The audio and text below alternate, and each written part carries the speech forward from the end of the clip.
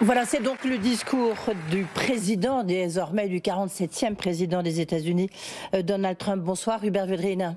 Bonsoir. Merci d'être avec nous, ancien ministre des Affaires étrangères. Vous avez écouté avec nous le président Trump. L'âge d'or des États-Unis commence aujourd'hui. Nous devons retrouver notre souveraineté. Nous devons être une nation prospère et fière. On sent à travers ce discours quand même que les mots reviennent d'une manière ou d'une autre. C'est toujours sur America Great Again, l'âge d'or des États-Unis. Même là, à l'instant, il vient de dire « Nous sommes la première puissance au monde et nous devons le rester. L'argent va ruisseler ». Vous réagissez comment en écoutant ça? Vous vous dites, bon, c'est un discours de vainqueur? D'abord, on entre dans le monde de Trump, là. Oui, là, on a plongé dans le monde de Trump. Après, il faut distinguer une rhétorique américaine qui a de l'allure, qui est pas mal, un peu péplum, vous voyez. Et ça, c'est en général. Il y a des tas de phrases qu'on aurait pu mettre dans la bouche d'Obama, par exemple. Mais après, il y a le programme de Trump. Donc, au-delà de la sidération, l'indignation, les inquiétudes, en Europe notamment, enfin que en Europe d'ailleurs, il faut aller au-delà et commencer très vite à voir qu'est-ce qui a un impact sur nous. On est français, donc européens. Il y a l'impact global, l'écologie. Là où il va être le pire, le plus dangereux, il faudra essayer de le contourner, c'est sur l'écologie. Oui, après, il y a la guerre commerciale. On dit qu'il pourra sortir de nouveau de l'accord de Paris. Non, mais lui, oui. L'État fédéral américain, pas le monde. Donc il faut distinguer, à mon avis, les domaines pour voir ceux dans lesquels on va être obligé de s'adapter, obligé de répliquer. Comment? Distinguer qui relève du niveau national ou européen. Quels sont les domaines dans lesquels les Européens ont des positions en théorie homogènes jusqu'à Trump essayer de les dissoudre? Et les domaines où il faudra construire une position commune, c'est-à-dire la défense. Donc je pense qu'il faut aller assez vite à la réflexion opérationnelle sur la nature de la résistance ou des représailles. Mais on ne peut pas être matamore non plus. Oui, c'est toute la difficulté de trouver le juste. C'est de la diplomatie, c'est à vous, je vais dire ça, Hubert Védrine. Oui. Mais je ne parle pas de diplomatie, je parle globalement. Hein. Oui. Et on ne peut pas être matamore en Europe. On a raté la révolution de l'IA. Donc il faut voir méthodiquement, domaine par domaine, ce qui va faire qui nous paraît aberrant, mais qui ne nous concerne pas au premier chef, et ce qui va avoir un impact sur nous. Et comment on le gère? Oui, là, il a dit quand même, il va signer, on dit des centaines de décrets. Là, il a déjà annoncé, sur l'immigration, comme vous dites, là, ça nous concerne moins. Même ça aura un impact après macroéconomique, mais ça, on y reviendra plus tard. Non, ce qu'il a dit surtout, c'est ce qu'il faut faire, il faut forer et encore forer. Ça veut dire qu'il faut que la puissance américaine profite de cet or qui ruisselle sous nos pieds, qui s'appelle l'énergie. Là, pour le coup, ça a une vraie importance. Moi, j'ai une pensée émue pour Biden, qui est obligé d'écouter tout ça. Là. Oui, ça c'est sûr, Joe Biden. Et Madame Harris. Bon. Alors, dans certains domaines, il tourne le dos à l'Amérique depuis un siècle, depuis Roosevelt. Il n'est pas libre-échangiste, il est mercantiliste. Il va être, disons, hamiltonien. Donc, c'est la guerre là-dessus. Il faut voir jusqu'où on va aller. Dans d'autres domaines, il tourne le dos à un discours américain depuis Roosevelt, d'après la guerre. Et après, tout le discours de la démocratie libérale actuelle. Dans les domaines de l'écologie, il tourne le dos au moins ce qui a été fait depuis Obama, au moins. Disons même Clinton. Donc c'est une autre Amérique. Ah, c'est clair. Mais c'est ce qu'il veut, c'est la renaissance de l'Amérique aujourd'hui. Il l'a dit. Non, mais laquelle On ne sait pas. Lui, il revient, il cite McKinley, mais en fait, il admire d'autres présidents américains, dont Jackson, c'est une autre Amérique, beaucoup plus dure. Oui. Alors, encore une fois, pour prendre ce qui est globalement menaçant pour l'humanité, c'est la position sur le blocage de la transition écologique. Mais moi, je crois qu'il ne va pas réussir à bloquer des millions de gens dans le monde, des milliers d'entreprises qui vont continuer à travailler sur la transition. Donc c'est en grande partie l'avenir de l'économie aussi, l'avenir de la technologie. Donc là, il est totalement régressif. Il y a d'autres domaines où ils entament une guerre culturelle, où ils vont avoir des alliés un peu partout sur la question de la maîtrise de l'immigration illégale. Il dit illégal. Hein. Oui, illégal. Il appelle des millions de criminels. Oui, mais illégal. Quand même. Oui. Illégal. Oui, oui. Alors, les pays d'Europe, ils vont tous lentement vers une volonté de maîtriser l'immigration illégale. La contradiction est moins violente qu'il n'y paraît quand on est choqué par les propos. Vous voyez, par rapport à ça. En revanche, la guerre commerciale, il va imposer des taxes. Certains Européens vont dire il faut répliquer. On est quand même un marché énorme de 500 millions, d'autres vont dire oh là là. On ne va pas tenir, donc il faut bien doser le niveau de la réaction et la densité de la réaction. Il faut qu'elle soit tenable dans la durée. Absolument. Tiens, c'est ça pour les Européens, vous voyez, qui vont avoir à se pencher. Il y a d'ailleurs un Conseil européen un peu spécial dans 15 jours, je crois. Oui, tout à fait. Je voudrais vous faire écouter Jean-Noël Barrot, votre successeur au Quai d'Orsay. Il était ce matin à l'invité de BFM TV et justement, on lui posait la question, Pauline de Malherbe lui posait la question sur qu'est-ce que peut faire l'Europe, comment on doit réagir un peu. Vous allez voir, je ne suis pas sûre que vous allez être complètement d'accord, mais écoutez ce que disait Jean-Noël Barrot et après, vous réagirez. La relation entre la France et les États-Unis, entre l'Europe et les États-Unis est très particulière, elle est très étroite, elle est très riche sur le plan commercial, sur le plan de la défense, sur le plan diplomatique. Et donc nous avons tout intérêt à continuer à cultiver les liens avec ce grand pays. Ceci étant dit, le monde a changé, on le voit partout, c'est le retour de la loi du plus fort. Et dans ce monde-là, l'Europe doit s'affirmer. L'Europe est une puissance qui parfois s'ignore, mais qui doit aujourd'hui se révéler. Aujourd'hui, elle doit se saisir de tous les attributs de sa puissance, non pas pour aller agresser les autres, mais simplement pour défendre ses intérêts. Jean-Noël Barrot, le retour de la loi du plus fort. Depuis qu'il est ministre, je suis d'accord avec tout ce qu'il a dit en fait. Oui. Et ce soir, un petit peu moins Non, mais je suis d'accord, mais il faut distinguer les domaines. Parce qu'il y a des domaines où il faut raisonner France. Si on parle de l'avenir de la dissuasion, par exemple. Il y a des domaines où il faut raisonner Union européenne. Parce que là, il y a des vraies compétences de par le traité en matière commerciale et en matière de régulation des plateformes. Là, c'est un point très important. Le combat numéro 1. Entre nous, l'héritage de Breton, qui est excellent, et d'autre part, tous les géants de la tech qui se mettent derrière Trump pour écrabouiller les régulations européennes. Ah bah oui, vous avez entendu Donald Trump, ce qu'il a dit. Il a dit, mais la censure, c'est terminé la censure. Il a déjà dit ça. Oui. C'est pas une question de censure, en fait, c'est une question de régulation. Oui. Non, mais c'est ce qu'il dit. Hein. Moi, je cite le président américain. Dans les domaines de la défense, l'Union européenne n'a pas de compétences. Non, mais les Européens qui ont demandé aux États-Unis après la guerre de les protéger. C'est pas des alliés, c'est des protecteurs depuis l'Alliance Atlantique. Et là, c'est différent. Donc je ne suis pas en contradiction avec M. Barrot, mais je complète simplement le propos. Non, simplement lui, il dit c'est le retour de la loi le plus fort. Oui, c'est un peu ce qu'a dit du reste François Bayrou dans son discours de politique générale. Je ne sais pas si vous l'avez écouté. Quand il a dit avant c'était la force de la loi, maintenant c'est la loi du plus fort. Ça n'a jamais été la force de la loi en vrai. C'était notre discours. Mais nous, les Européens, on y a cru plus que les autres. Ah voilà, c'est ça. Ouais. Voilà, on a cru dans la communauté internationale. Ouais. Bon, donc on va avoir plus de mal à s'adapter. Mais je reviens à la réaction. Les Européens en matière de défense, ça concerne aussi la Grande-Bretagne. Bah, oui. Non, donc pas l'Union. Oui, je sais bien. Donc la négociation va avoir lieu dans les mois qui viennent entre la France, l'Allemagne, la Pologne, la Grande-Bretagne, l'Italie, la Suède, etc. sur qu'est-ce qu'on fait ensemble. Non pas la défense européenne à la française, le pilier européen de l'Alliance. On peut peut-être y arriver. Peut-être que ça va arranger l'équipe de Trump. Et après, il faudra se mettre d'accord sur qu'est-ce qu'on fait et qui décide quoi. Ça, et à qui on achète quand même, très accessoirement. Ça, c'est l'autre élément, c'est que tous les Américains, même avant Trump, il faut dépenser plus pour la défense, pour acheter chez nous. Oui. Enfin, si vous demandez aux Allemands, aux Italiens, voire aux Espagnols, eux, ils achètent américains. Les entreprises de la défense aux États-Unis ne vont pas pousser Trump à rompre. Oui.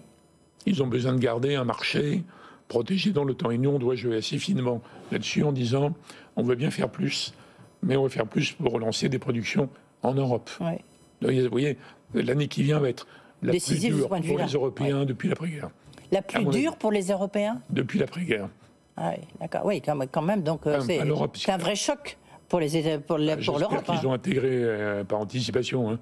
Tout ça, on pouvait le dire depuis des semaines. Oui, enfin, rien n'est moins sûr. Vous avez entendu l'Europe récemment, notamment sur Elon Musk, la réponse à Elon Musk. Vous avez entendu une réponse ? Depuis que Trump était élu, on pouvait se dire ça. Oui. Alors après, ça ne va pas se jouer en 2 jours. Alors Musk, il faut distinguer, parce que dans la croisade contre le wokisme, il va trouver des alliés dans plein de pays, en fait. Oui. Des gens qui trouvaient qu'au début, c'était normal, puis après, ça va trop loin. Bon. Au Canada, dans tous les pays d'Europe, en Australie, etc.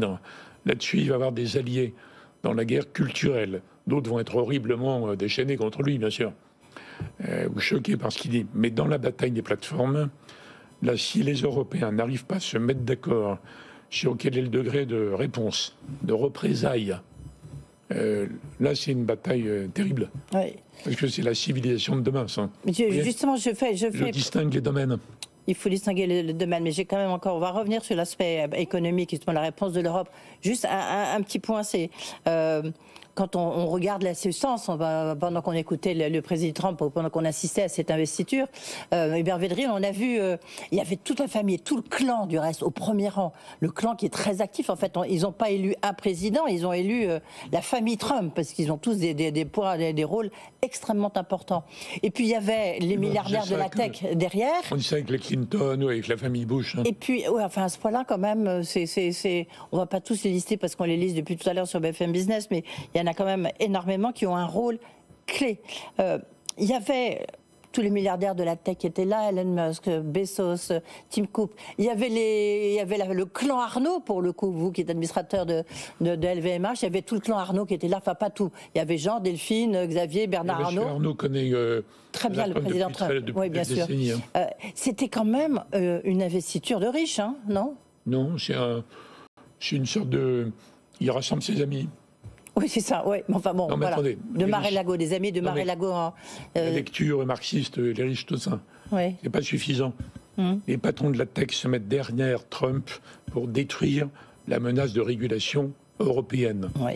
Mais qui existe, pas les choux pauvres, on s'en fiche. C'est pas le sujet. Est-ce qu'il faut une régulation des plateformes? Oui. Oui. Est-ce qu'on a les moyens? Non. On a les bases juridiques, on a la compétence de la Commission, on a plusieurs directives très bonnes qu'on a héritées des dernières années, mais Trump va tout faire pour le démolir. Donc il va prendre les pays européens un par un. C'est pas une question de riches, oui. C'est une question de rapport de force. Quand même, le rapport de force en général, c'est plutôt avec des gens qui ont le pouvoir, quoi. Oui. C'est plutôt le pouvoir. C'est rarement avec les gens. Donc oui. L'ouvrier de l'Ohio. Oui. Non, mais l'argent, c'est pas forcément le pouvoir, c'est différent. Donc je suggère d'analyser plutôt les intérêts industriels de la tech, qui s'est trompé plusieurs fois.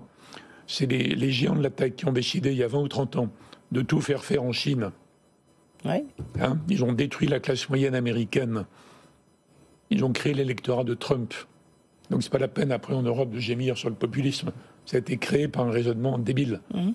Quand ils avaient dit on va mettre la Chine dans l'OMC et ça va les rendre démocratiques. Oui, mais donc, ça c'était aussi Pascal Lamy qui était directeur général de l'OMC, que vous connaissez très bien. C'était un Européen et un Français qui a poussé pour ça. Le point de départ avant l'OMC, avant la Commission, c'est les États-Unis. C'est le même raisonnement que l'Allemagne avec le gaz, mais c'est pas que l'Allemagne. Bref, au point d'aujourd'hui, il faut voir sur quoi nous, Européens, on va se battre, sur quelle ligne. Déjà, il y a, me dit-on, à Bruxelles, il y a une ligne, disons, il ne faut pas se laisser faire, on va répliquer. Et il y a une autre ligne qui dit, c'est pas le moment de l'énerver. Oui. Bon. Comme un taureau dans l'arène. Alors je pense que ce deuxième point est minoritaire, mais il faut bien doser le degré de réaction. Sinon Trump va trouver des moyens pour faire peur aux Polonais, aux Anglais, aux Allemands, etc. Et au Conseil européen au mois de juin, moi je m'attends malheureusement à une résistance européenne faible, désunie, désordonnée, en tout cas dans les premiers mois. Les mois de la sidération. Et je pense que ça va remonter après. Parce que Trump va commencer à se prendre les pieds dans le tapis. Hein. Il va avoir des tas de... Il n'a pas de contre-pouvoir au sens montesquieux, mais... Ouais. Non, mais il va reculer sur certains trucs. Il va dire, je ne vais pas prendre tout le Panama, mais le canal. Bon. Donc ça va se compliquer. Et aux États-Unis, il y aura des batailles culturelles très, très violentes. Oui, mais là, il avait un contre-pouvoir la première fois. Non, là, il n'en a pas. Là, il n'en a pas. Il n'en a pas. Il n'en a aucun. Sauf le monde réel, peut-être. Oui, peut-être, oui. Bon. Mais pas sur l'immigration, où là, l'évolution va dans son sens. L'immigration illégale. Hein. Donc je m'attends à ce que les Européens relèvent la tête, peu à peu, mais pas immédiatement. Si je me trompe, tant mieux. Si une Europe qui est solide, sur des positions tenables, plus que 15 jours, très bien. Dès le mois de février. Moi, si je vous écoute, hein, ça joue dans le mois. Hein, quand vous dites mois de février, c'est demain. Hein. Oui. Qu'il pas très encourageant ce que vous nous dites. Il faudrait que les pays européens, les dirigeants des pays qui pourraient être obligés d'en faire plus pour la défense. Je ne parle pas des garanties qu'il faudra peut-être apporter à l'Ukraine, c'est encore un autre sujet, ça. Oui, ça, on va y venir, oui. Mais il faudrait que, j'espère, je pense que ces dirigeants sont déjà en train de parler entre eux depuis l'élection de Trump. Hein. Oui, parce que... Sauf qu'il y a l'élection allemande qui va changer un peu la donne.